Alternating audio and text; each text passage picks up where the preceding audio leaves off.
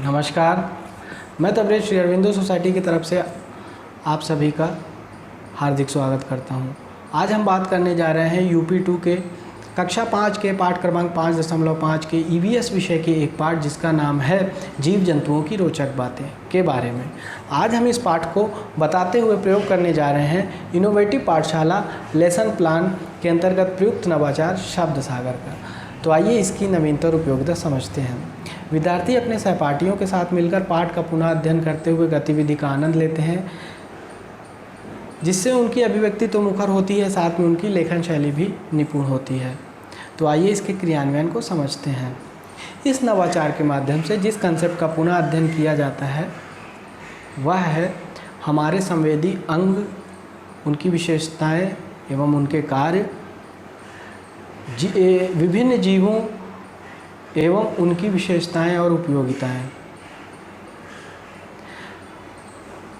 इसके लिए जो पूर्व प्रबंध करने की ज़रूरत होती है वो यह है कि शिक्षक को ये सुनिश्चित कर लेना होता है कि उनके पास एक बॉक्स रंगीन चार्ट पेपर उपस्थित है कि नहीं, और ये भी सुनिश्चित करना होता है कि उन्होंने बच्चों को अच्छी तरीके से पाठ पढ़ा दिया है कि नहीं।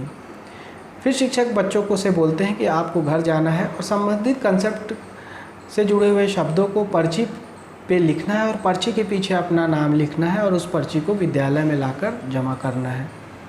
उसके बाद बच्चे जाकर गृह कार्य करके अगले दिन आते हैं तो शिक्षक ये सुनिश्चित करते हैं कि सभी बच्चों ने पर्ची बना ली है कि नहीं। उसके बाद शिक्षक बच्चों से बोलते हैं कि आज हम एक खेल खेलने जा रहे हैं, क्या आप तैयार हैं?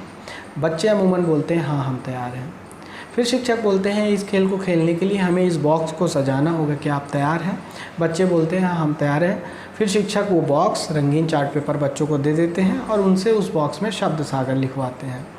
फिर शिक्षक बच्चों से बोलते हैं कि आप बता सकते हैं आज हम कौन सा खेल खेलने जा रहे हैं, उसका नाम बता सकते हैं? बच्चे बोलते हैं डिब्बे से जुड़ा हुआ खेल या पता नहीं। फिर शिक्षक बताते हैं कि आज हम जो खेल खेलने जा रहे हैं उसका नाम है शब्द सागर।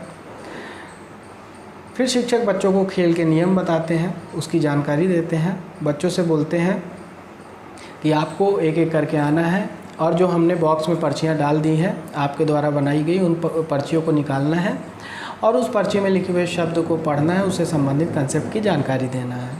उदाहरण स्वरूप एक बच्चा आता है, बॉक्स से पर्ची निकालता है, पर्ची में एक शब्द लिखा होता है गिद्ध, तो वो गिद्ध को तेज़ी से पढ़ता है सबके सामने, बच्चों के सामने, और उसके बाद उससे संबंधित गिद्ध शब्द से संबंधित कंसेप्ट की जानकारी देते हुए बोलता है कि गिद्ध की दृष्टि तेज होती है।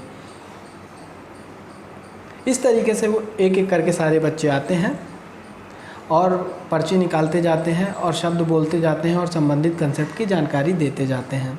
यह प्रक्रिया अंतिम बच्चों तक जारी रहती है। फिर शिक्षक बच्चों को बताते हैं कि आज हमने शब्द सागर खेल के माध्यम से पाठ में आए नए शब्दों को सीखा, जिससे बच्चों का पुनः अध्ययन भी होता है और कंसेप्ट को दीर्घकालीन तक वो याद भी रख पाते हैं और वो इसे भूलते भी नहीं हैं। तो ये था नवाचार का क्रियान्वयन। तो आइए जानते हैं कि इस नवाचार के माध्यम से कौन कौन से सीखने के प्रतिफल प्राप्त होते हैं। पहला, सुनी एवं पढ़ी रचनाओं घटनाओं की विषय वस्तु के बारे में बच्चे बातचीत करते हैं, तर्क देते हैं एवं निष्कर्ष निकालते हैं। दूसरा, बच्चे भाषा की बारीकियों को समझते हैं एवं अपनी खुद की भाषा निर्मित करते हैं। तीसरा, बच्चे अपरिचित शब्दों से परिचित होते हैं एवं उनको शब्दकोश से भी खोजते हैं। आइए जानते हैं कि शिक्षकों के लिए कौन कौन से निर्देश दिए गए हैं। प्रस्तुत पाठ को पाठ्यक्रम के अनुसार निर्धारित माह में पढ़ाया जाना चाहिए। अगला, इस नवाचार की अवधि 20 मिनट निर्धारित की गई है। शिक्षक इसे अपने अनुसार बढ़ा या घटा भी सकते हैं। अगला, नवाचार क्रियान्वयन की अवधि का निर्धारण यानी PTR रेशियो 30:1 को आधार मानकर किया गया है। अगला, इस नवाचार में NCF 2005 के उद्देश्यों का भी विशेष ध्यान रखा गया है। तो आइए जानते हैं कि CWSN यानी चिल्ड्रन विथ स्पेशल नीड यानी विशेष आवश्यकता वाले बच्चों को इस नवाचार से क्या लाभ होता है। तो पाठ में आए हुए नए शब्दों को पर्ची के माध्यम से लिखकर उसे कंसेप्ट से जोड़ने पर स्मरण क्षमता में वृद्धि होती है। तो ये थे CWSN वाले बच्चों को लाभ। तो हम उम्मीद करते हैं कि आपको हमारा ये इनोवेटिव पाठशाला लेसन प्लान से संबंधित प्रयुक्त नवाचार शब्द सागर बहुत अच्छा लगा होगा और आप इसको अपने विद्यालय में ज़रूर क्रियान्वित करवाएंगे, ये हम आशा करते हैं। ऐसे और भी रोचक वीडियो देखने के लिए आप हमारे ZIII यूट्यूब चैनल को सब्सक्राइब कीजिए, और यदि ये वीडियो आप हमारे ZIII फेसबुक चैनल के माध्यम से देख रहे हैं तो हमारे ZIII फेसबुक चैनल को लाइक कीजिए। आपका वीडियो देखने के लिए बहुत बहुत धन्यवाद।